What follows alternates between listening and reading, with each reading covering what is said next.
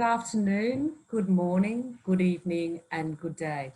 Welcome to ACUHOI's Global Perspectives Virtual Roundtable series. Today's topic is effective virtual student engagement and community building. We have a truly global audience, and I thank all of you for registering today. We have attendees from Australia, the UK, Qatar, Berlin, South Africa, and the US. And if I have missed anyone, I apologise, but I'm really impressed with the turnout today that we have registered here to listen to us. My name is Edwina Ellicott, and I work at the University of Wollongong in Australia. I'm also honoured to be the Globalisation Director for ACUHOI, and I work closely with the Global Initiatives Network, which consists of Matthew Nelson from Qatar Foundation in Doha, Rebecca O'Hare from Student First in the UK, and Jacob Watiri from the University of Auckland in New Zealand. Before we get started, I just want to draw your attention to the range of resources that ACUHOI have available to you as members. If you jump onto their website and have a look in the knowledge area of the website, you'll find a whole range of information, online communities and recordings that are available to you. So the online community is a great place to get connected with other members. You can post questions, and it's a great resource to find out and just check in and see what other members are doing in their areas. The YouTube recordings are actually the recordings of all of these virtual roundtables. So if you don't have an opportunity to listen in on one live, you can always come back and have a listen to it on YouTube. And then there's the COVID-19 resources, which have a great range of resources available, such as the results from the straw polls and some information sheets from the task forces. I'd now like to hand over to James Greenwood, who is going to introduce you to his colleagues, and they're going to present to us for the next little while. While they're doing that, I encourage you to post questions through the Q&A function, and James, Carney and Laura will answer those as they go through their presentation. Over to you, James. Thank you, Edwina, and hello to everybody around the world. Thank you for joining us. We really appreciate your time. So I'll introduce myself first, and I'll just hand over to my team, both Carney and Laura, to introduce themselves. So I work at University of the Arts London, and we'll talk about University of the Arts London in a minute and how it's set up. But I've worked there for around 6 years now. Previously, I worked in student recruitment, and that was my background. And academically and professionally before that, I've worked in major events management. So that's where I've come from and gone into Res Life from managing large events. And I will hand over to Carney next, please. Good morning, everyone, from a sunny yet early London. As James mentioned, my name is Carney. I've worked at UAL now for about 4 years. Previously, I worked for a few different London universities, and similar to James, my experience comes from major event management, but focusing on live events such as the Reading Leeds Festivals and the London 2012 Olympic and Paralympic Games. I started working in higher education as a student staff member while studying my undergrad, focusing in student recruitment and missions, and then transitioning to student experience, which is where I am now. And last but not least, we have Laura. Hi. I'm Laura. I'm the Marketing and Wellbeing Programme Coordinator at UAL. I've been at UAL for just over 2 years. My background predominantly is in marketing. This is my first experience of Res Life. I have worked previously for NHS trusts in the UK and membership organisations, so it's a very similar structure and as far as marketing. But in this role, I've taken on wellbeing and coordinating that programme across the halls of residence at UAL. Great. So I'll go straight into our presentation today. So we've got the presentation, which we're hoping will be around 30 minutes, and then we should have some time at the end for extra questions. But as Edwina said at the start, feel free to ask questions throughout, and we'll try and answer those for you whilst we're going. So what will we cover today? We're going to give you a quick introduction to our university and how the accommodation works at UAL and across London. We will dive into our digital social program, our Res Life program, which Carney will cover. We will talk about the communications and the marketing, and the theme, I guess, of this presentation is about engagement. So Laura will cover some of that. I will very briefly cover some of our COVID-19 reassurance and support that we've put in place around engagement. I won't go on too long about that because everybody's talking about that right now, and I'm sure you want to talk about other things. And then we'll talk about our RA recruitment and training and how have we done that in a digital age.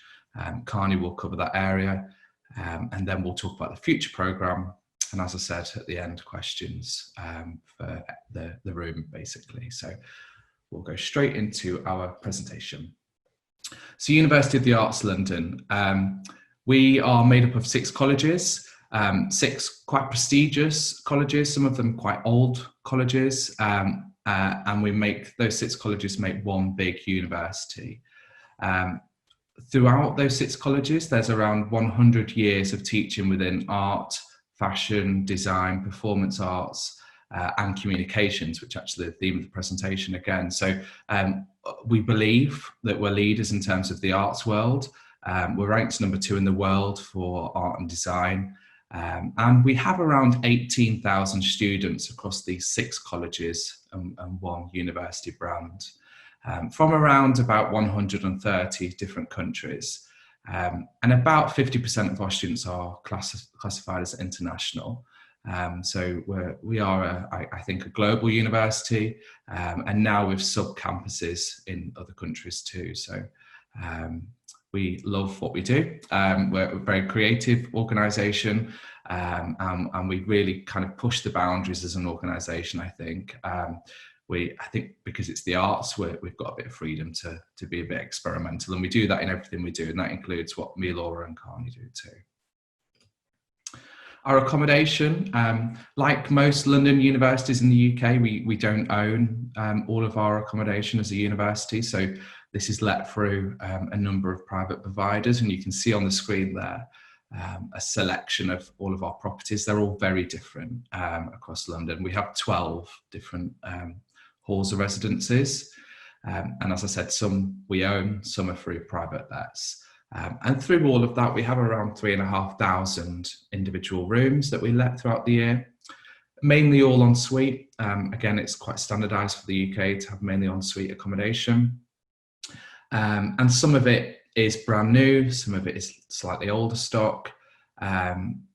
And our price range for all of our accommodation, I think, is quite relative to London. So we have accommodation from quite cheap at £150 a week, right up to around £430 a week in Westminster, central London. So what we try and do is offer a wide range there to suit all student budgets from all different backgrounds, which is really important.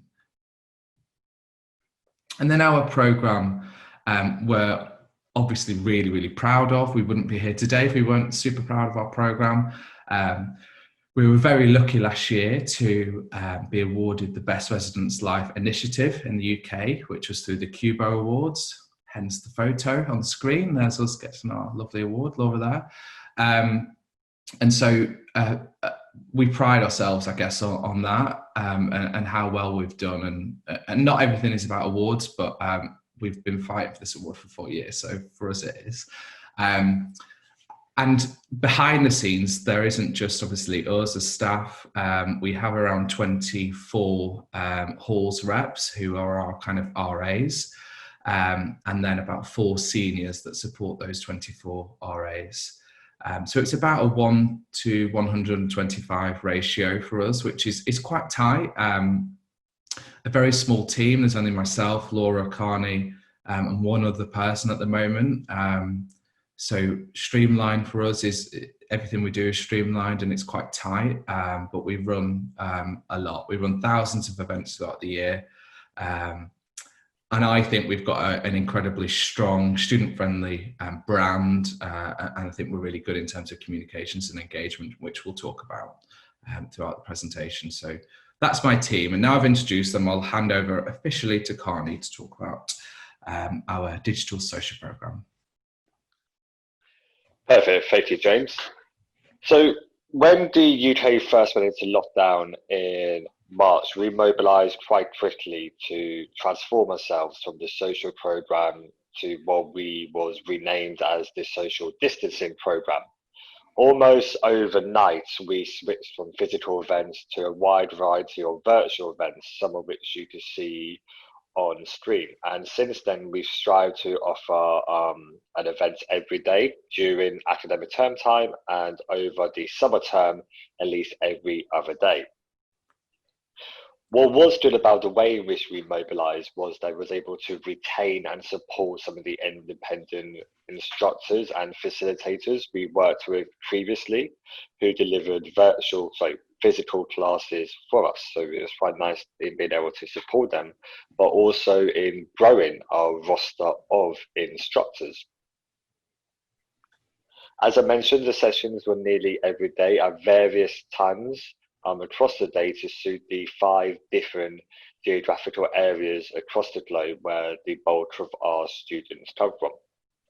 The sessions lasted for up to an hour to make them bite-sized and, engaging, and the cost of which is roughly about £1.50 head, which compared to the number of attendees per session, we think is quite agreeable. Next slide, please. So the versatile and flexible nature of our social distancing program allows us to engage with our student demographic across the world, as you can see on the screen.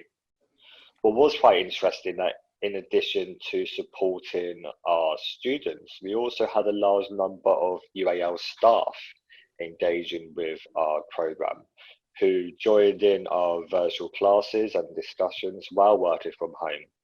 So it's quite nice for us that despite all the challenges currently presented to us, challenges that exist globally, that we're still able to retain and engage with our UAL community, no matter where, what, how, and thrive through that. Next slide, please. So this is a short promotional video one of our senior student staff made, mainly just for Instagram, highlighting some of the fantastic instructors we work with. Okay. Hi, everyone. Hello. Good morning, everybody. Good morning, everyone. Hello, hello. Now let's get working. I'm going to give you some tools and some techniques. And in a moment, we're going to take some deep breaths in. The side plank is too much. Modify. You can keep going if you want to. Modify.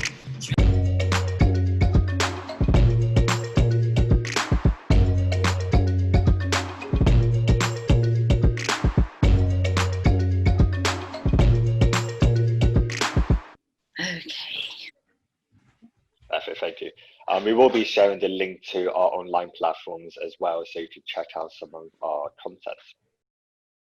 So on screen is a collection of feedback we've gathered mainly from our automatic post-event feedback survey, which is sent out, as well as some of the engagement we've had on Instagram. Not all of the feedback has been positive, of course, it would be foolish to think, and it certainly has been a learning experience for myself and the rest of the team, adjusting to what is now possibly going to be the new normal.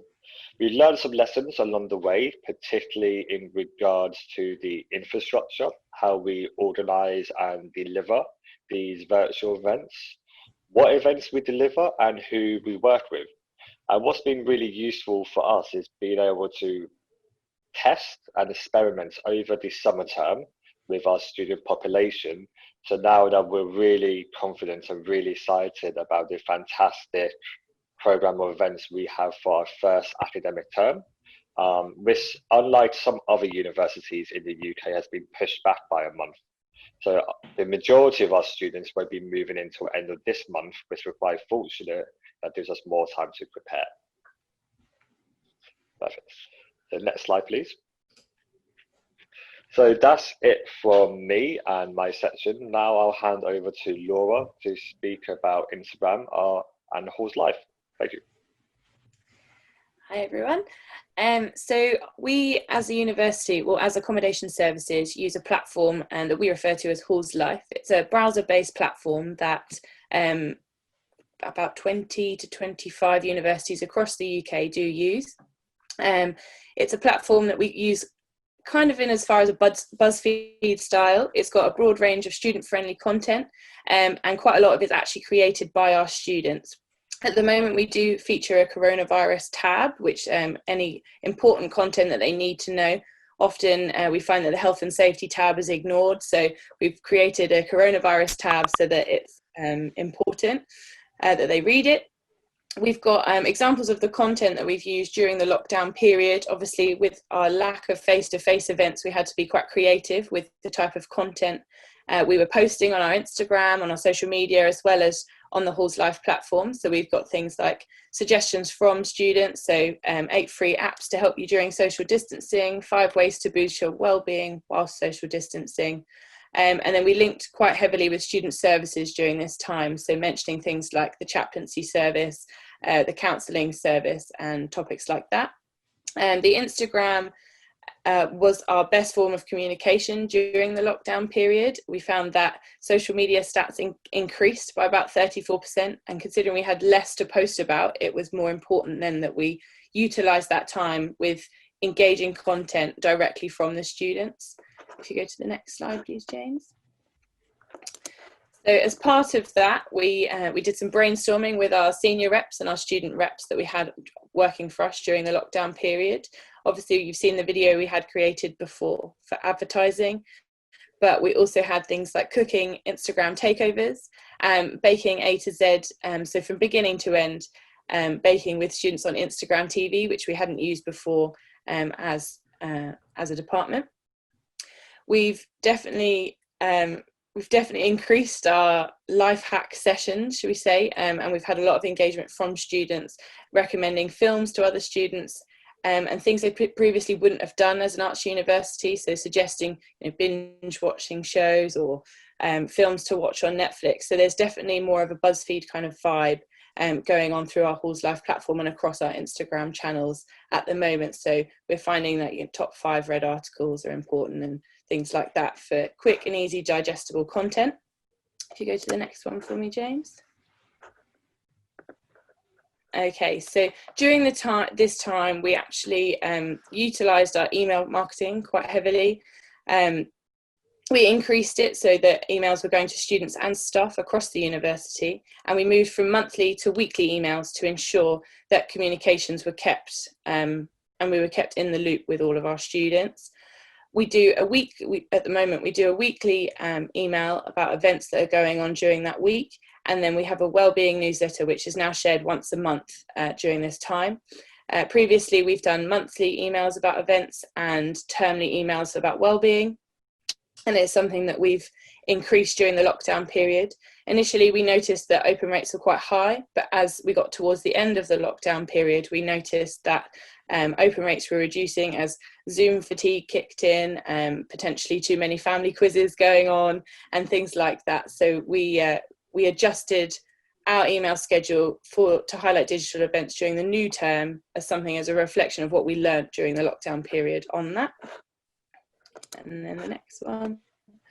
As I said, we'd had Wellbeing Support, which has gone out across the university rather than just to students in halls of residence. It's something that is being flagged, and we've actually got a wellbeing hub that's been developed from these emails. So important content across the university from student services, wellbeing discussions. We've also been hosting a virtual tea and talk, which is something that students have found very helpful. So they're usually one-on-one sessions that run every Sunday. And those one-on-one sessions have now evolved into group tea and talk sessions. So we found that quite a lot of students potentially during lockdown weren't using English skills or things like that. So it's something that our student reps run, and they communicate with a group of students at the same time on a Sunday, so when we wouldn't usually run other physical events.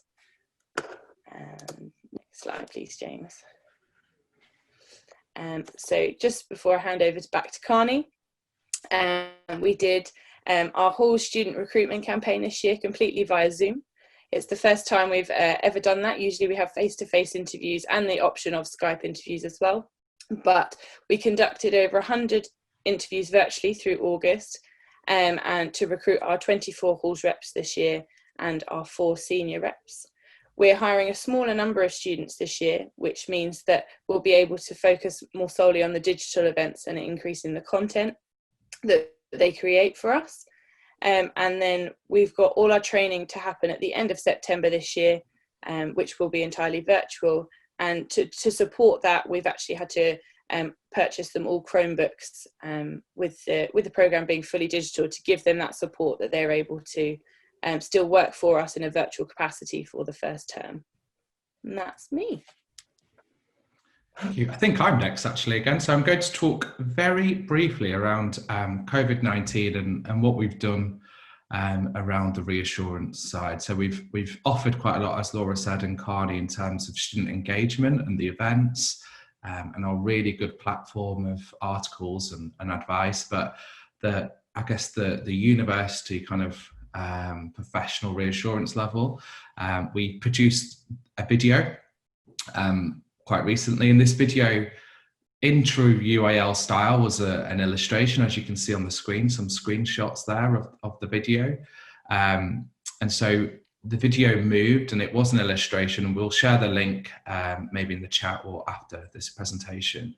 But then behind the video, we used our current students in lockdown as the voiceover to some of these actors on the screen. And so because the video was, I think, so student friendly, the watch rate of it's really high, and a lot of students have engaged with it. We didn't want to be sending lots of corona related emails and chains and chains of emails. We wanted students to actually engage and listen and take it on board. And then if they want to click and follow an article and read more, then they can. But this idea of this video really was that it was quite quick, easy. It was about 3.5 minutes for them to watch and learn from this video. And we're using this as an induction tool too for incoming students this year. So that's a really great video, and we're really proud of that video and how we pulled it off in such a short amount of time, actually. We're also working with our residence managers who are kind of, I guess, like hall directors in America. So they manage the halls, and there's one for every building. Most of them are employed directly by UAL, the university. And so this year we will be hosting live webinars before students get here. And traditionally this would have been done in person. So when the student gets here, we'd have a big welcome talk, but we've changed all of that, and we'll now have pre-arrival webinars and post-arrival webinars, all live with the staff. So students, before they get to the UK or they move from another part of the UK, can get to know who it is that they'll see on a regular basis in the building they'll live in, and also ask any questions and get reassured really early and feel safe in their decision to come to university and come to study in the UK in London. So hopefully we can get the message out quite soon on those webinars to students. And an additional support line we've brought in this year is our 24-hour online chat. In the UK, there's not many universities that do this. I think there's maybe 1 or 2 that offer a true 24-hour out-of-hours support service like this. And this will be coordinated fully by UAL full-time professional staff who are all mental health first aid trained and various other safeguarding training in place for those staff. And we think this will be a lifeline actually for students in isolation. So at 3 in the morning, 4 in the morning, there'll be somebody that they can chat to. And I think, you know, when we talk to students, we realise that there's a bit of anxiety around using a phone and calling a member of staff, and especially at that time in the morning.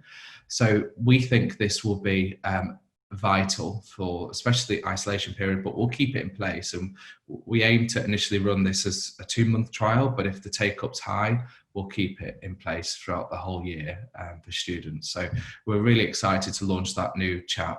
It's all web-based, it's really simple. They just go on our university website and it would pop up in the corner saying, do you want to speak to somebody? So that's fantastic. We can't wait to launch that service in the next few weeks. And I shall hand back over to Carney to finish off our presentation. Perfect, thank you, James. So as I mentioned previously, this has been a good opportunity for us over our summer term, where normally we would be focusing on commercial short course programs, to really refine what we plan to offer in term one. Especially, as James mentioned previously, we do have a large number of international students who, upon arrival in the UK, will have to self-isolate for up to 2 weeks. So we're really trying to design the structure of the program around to become an everyday part of their life, not just for the quarantine, but also moving forward and for their time at university or with us in halls. On the screen, you can see a screen grab from Halls Life and a selection of the events that we plan to offer this month. As I said, through trial and error, we've developed some new events, which we're really excited about, including life drawing, which as an arts university, we should be leading the way in terms of these creative activities, as well as a creative writing class. So one of the things that we got feedback from our student staff is that our students are very creative, but they don't often get the chance to be creative for the sake of being creative. It's always, very structured and formal and academic. So we try to kind of give them opportunity to express themselves. So we're really excited about that.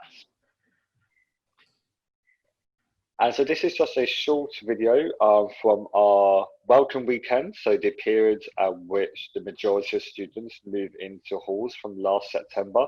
And we hope it just gives you a flavour about what it's like to be a student at UAL and to see what we deliver.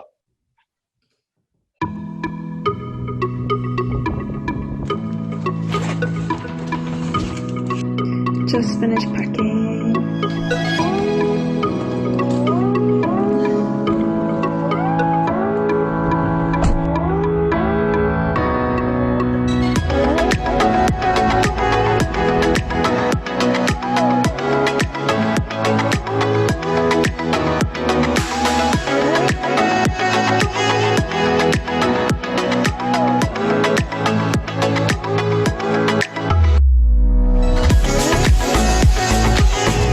Travelled from Chorley near Preston. It's a really small town. It's really cute, but it's very exciting to be here in a big city.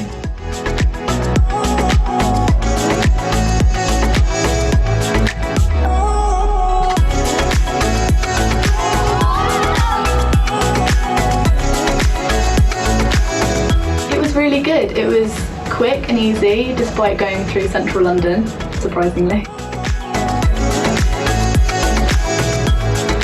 Yeah, once I walked in, everyone was just so welcoming, even the people who helped and even the people who helped me sign in. It was just really great energy and vibes.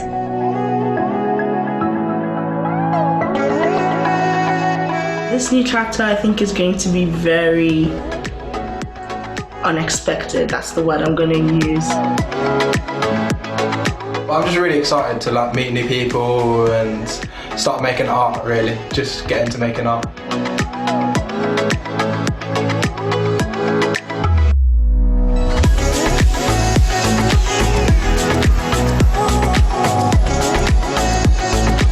I'm really excited for the welcome party. I think it's going to be really nice to meet a lot of new people, and it will be our first go at getting to know everyone. It'll be really nice.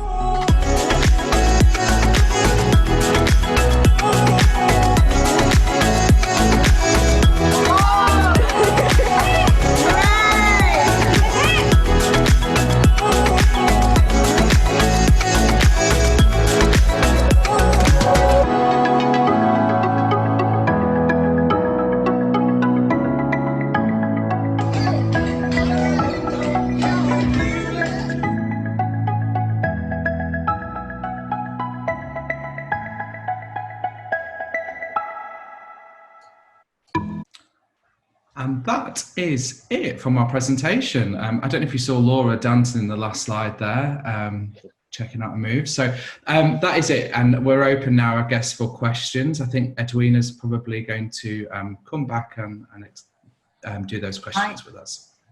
I am. Great presentation, Connie, James and Laura. That's just fascinating and really, really impressive graphics and videos. So Thank you so much for sharing those. I've got a couple of questions, and there's been a few questions posted to the Q&A.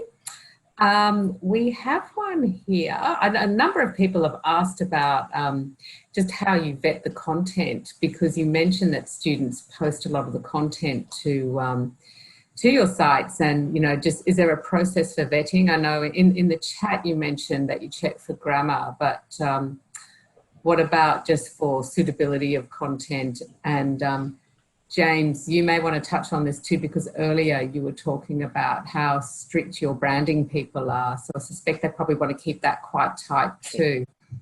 Yeah, I'm actually going to hand over to Laura, because Laura is definitely my marketing expert and tells me off more than anything else. So is she the person that's strict about the brand? Is she? Yeah. Do you get in trouble from Laura? So I actually work with the main accommodation marketing manager, and also the 6 colleges, as well as the communications director at the university. So there's quite a lot of people that input into what we do to get the brand looking the way it is.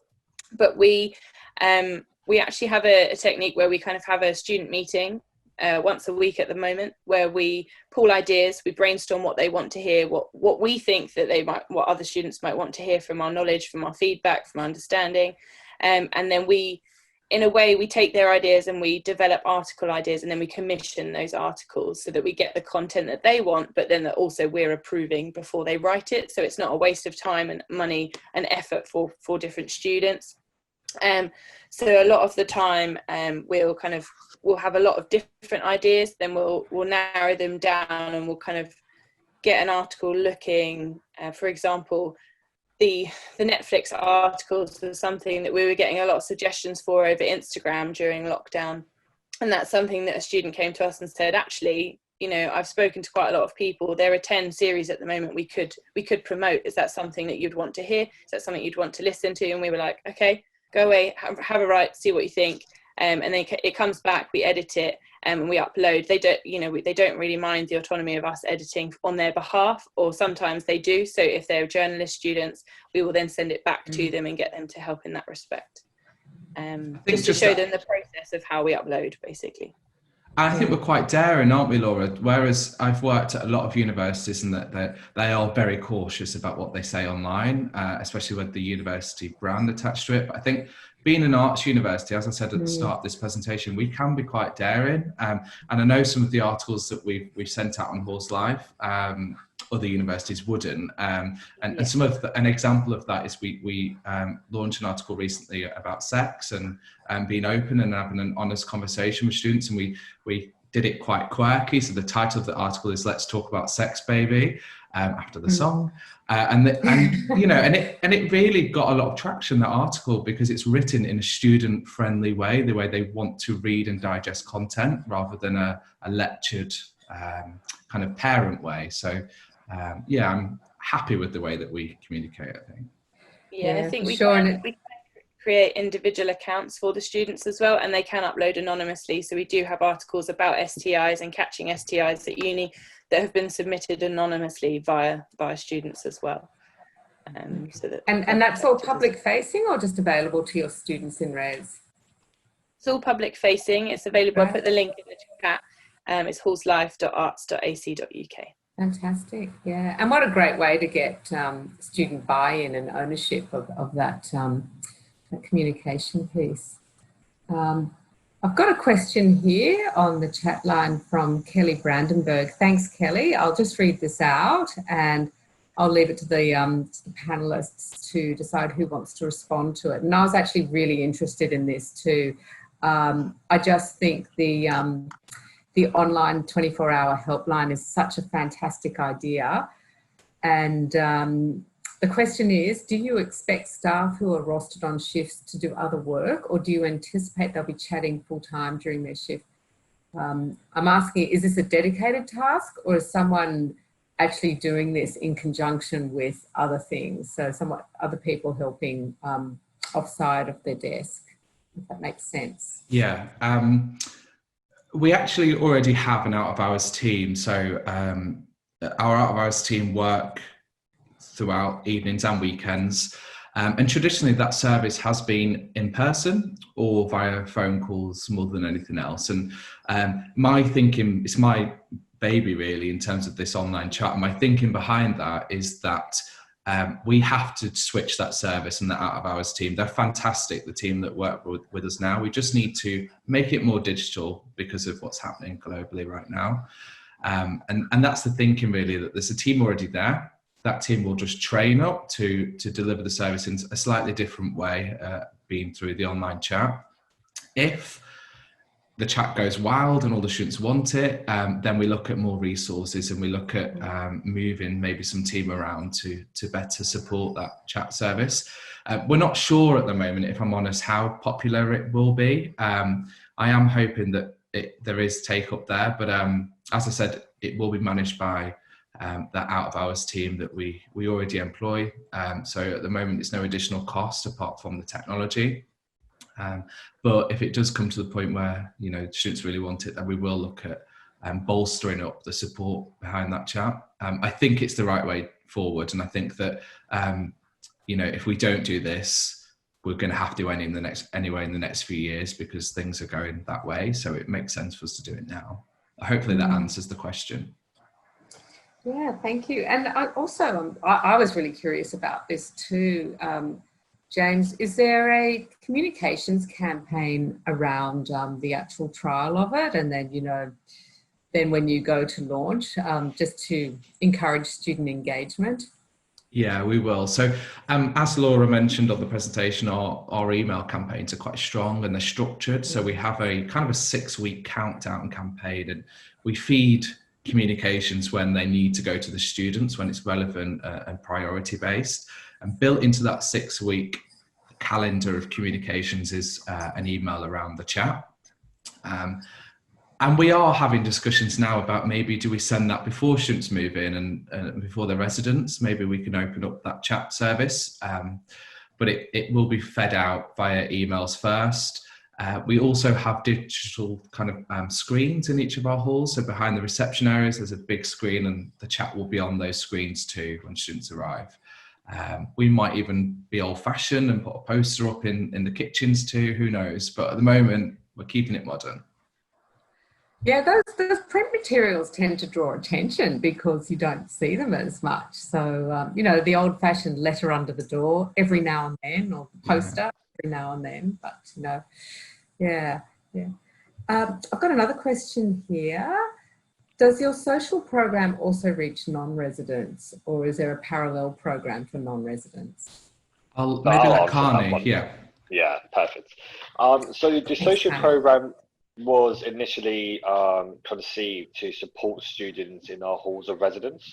We have 12 halls spread all over London.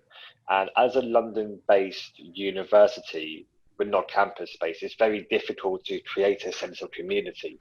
And that's something that, you know, our students really struggled with, as a lot of London universities do.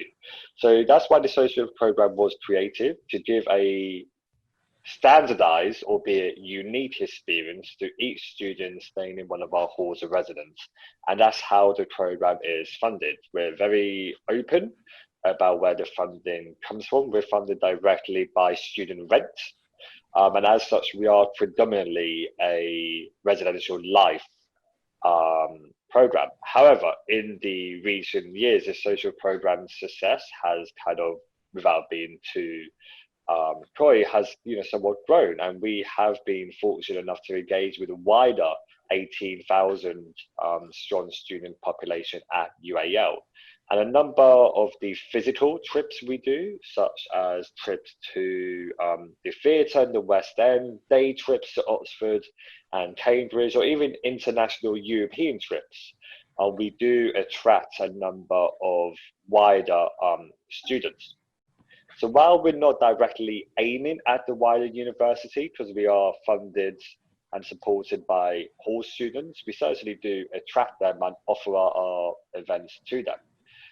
But for the non-residents, there are obviously other initiatives targeted at them through our Students' Union and other bits.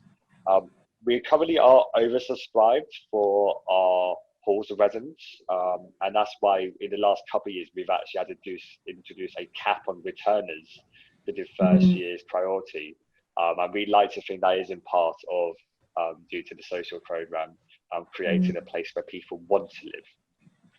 Wow, well, that's a really good problem to have, being oversubscribed and having to put a cap on returners. Love to say we were in the same space. Very lucky. I noticed too, you mentioned earlier that there's quite a variation between the pricing at the different residences. So 400, I think you said 150 £150 to £400, which is quite a significant price range. Do the programs vary at each site in terms of what the students are able to access, or is it the same across all of the sites? Yeah, it's the same. It's consistent across the board. So it doesn't matter where you live, you'll get the same program. The price of our halls is based on location. So within give or take a mile or two in central London, you pay very different prices. And so that's the reason really in terms of our rent prices. And actually, students choose that. Students might choose that they want to save some money while they're at university and live in a cheaper hall, which is fine, but that might mean a small commute. And the ones that are more expensive, and they are really central London, right next to Westminster, then those students will choose maybe just to walk to their college because it's so close, and walk to Buckingham Palace, which is a 5-minute walk away. So it depends on how central you want to be, will be the price, but our program would be the same wherever you live. I have to say it's quite nice having a portfolio where we do try to cater for every student's needs. Especially those who are on a very, very restricted budget. One of our buildings is an old Victorian listed building, and the bedrooms are so large they're actually shared bedrooms, and they're the lower end of the cost. And so it's quite nice actually having that variety.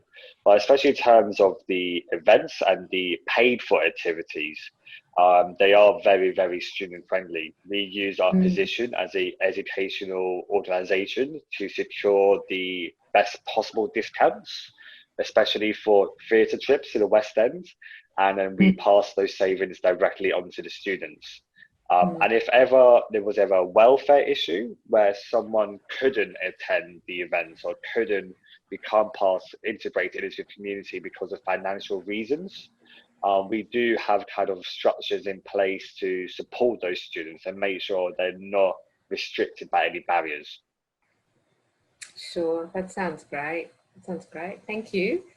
And I'm also interested to know, so you mentioned that you have quite a diverse population and you have students from all around the world. Is there like a deliberate attempt or intention to recruit a ratio of student leaders that represent your global population?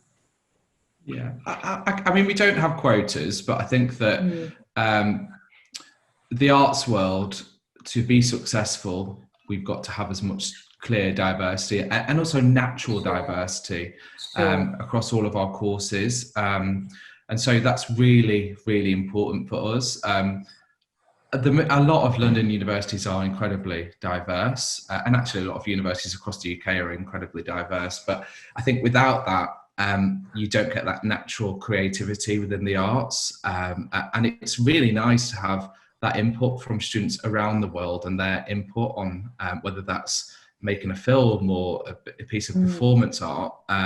It's quite nice to have different thinking from different backgrounds, upbringings, cultures. And so that's really the drive more than anything else. We try, I guess, in halls to have that same mix. So as I said, across the colleges, it's around 50% international and about 10% from the EU.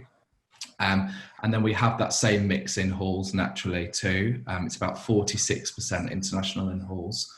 And again, all of our students are mixed up across all of where they live. There's no kind of segregation based on gender or background or anything like that, because we want that healthy mix, and we want to create that cultural mix in terms of not just their work but their living life too.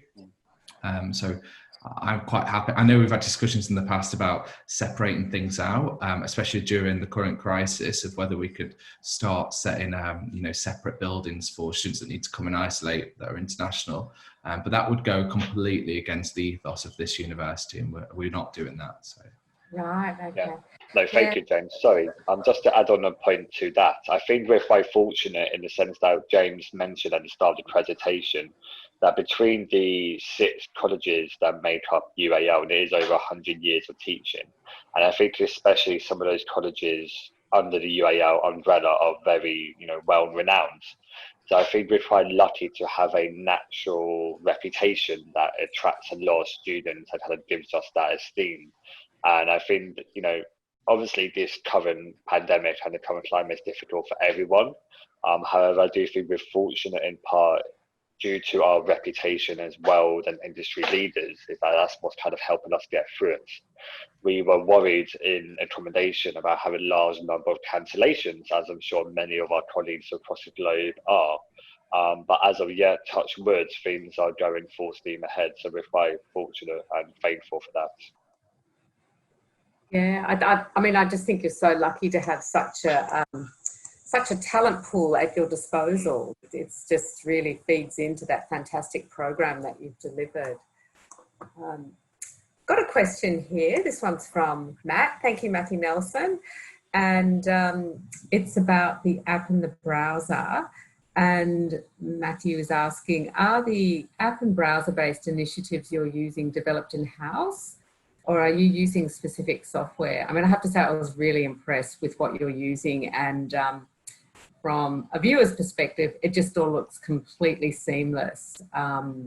So it certainly looks really streamlined and smooth. So well done.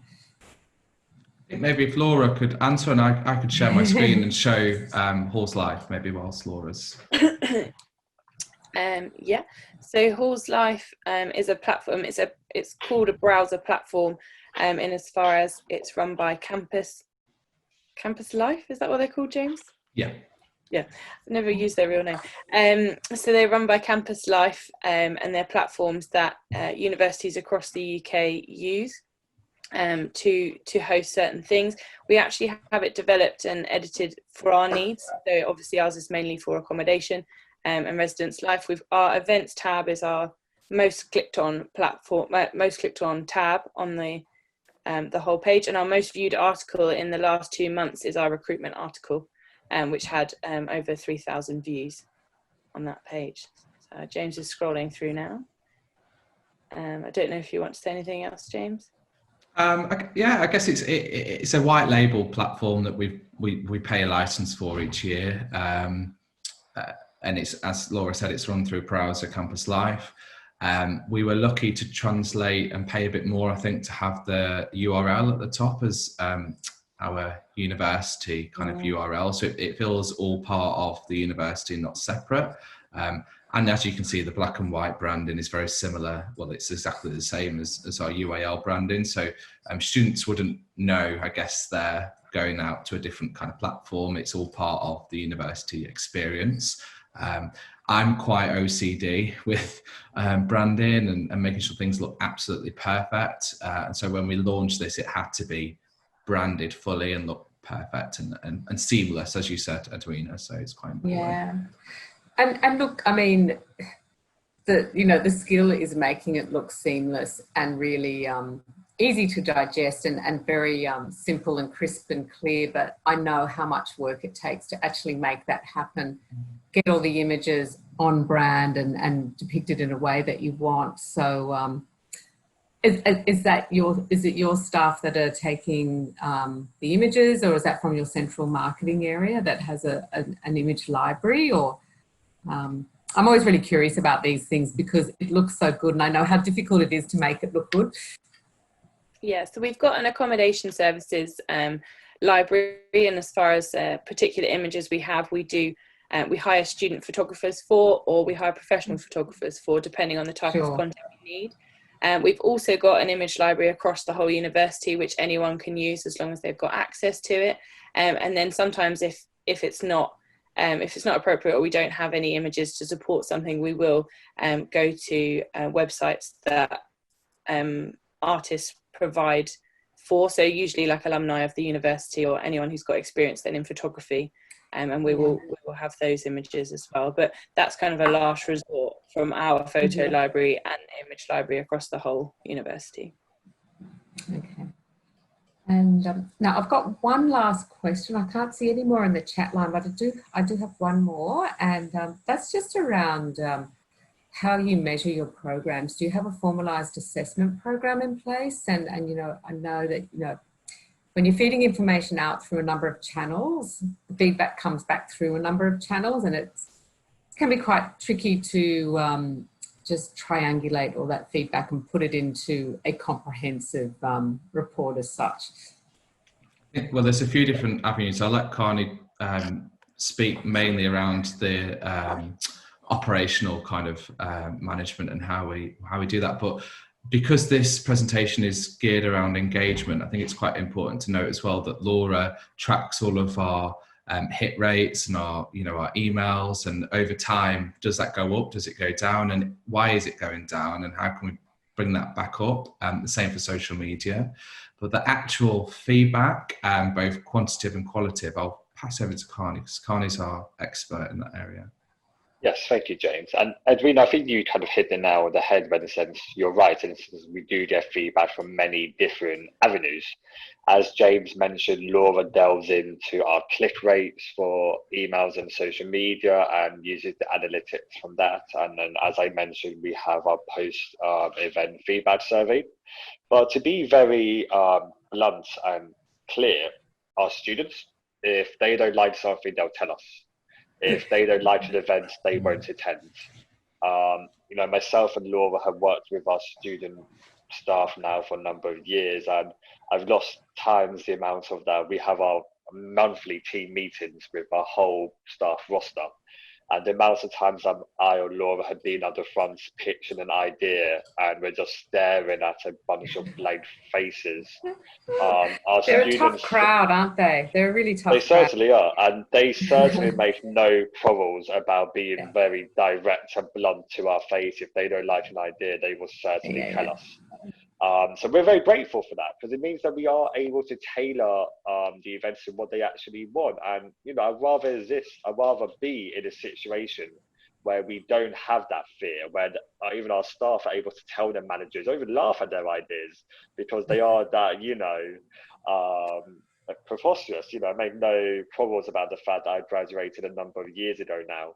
And my understanding about what modern day student wants is very different. So yeah, I feel our students are ultimate feedback tool. But as you correctly said, they do feedback in a number of different ways, and it certainly is a challenge collating all that feedback, especially when we do produce reports and analytics. Yeah. Okay. Well, we have no other questions, and I think we're just about come to time. So firstly, I'd just really enormous thanks to the three of you, James, Carney and Laura. It's been absolutely fascinating and such an impressive presentation. I loved it. And I think I'm going to be going straight to Hall's Life and having a look at that, because it seems like a really good platform to have in your residence. So thank you so much for your time and sharing that knowledge with us. It's very much appreciated. I'd also really like to thank our audience who attended, and thank you for your questions. It's wonderful to have you here with us. Big thanks to the Akuhoi staff, and in particular Spencer, who gets up at 2 a.m. to support this. So big thanks over to you, Spencer. And also thank you to the Global Initiatives Network, Matt Nelson, Rebecca O'Hare and Jacob Watiri. And before I sign off, just a heads up, we have another Global Perspectives virtual roundtable coming up on September 17th. And that one will be focusing on future plans and contingencies. Thank you, everyone. And we hope to see you again in a couple of weeks' time.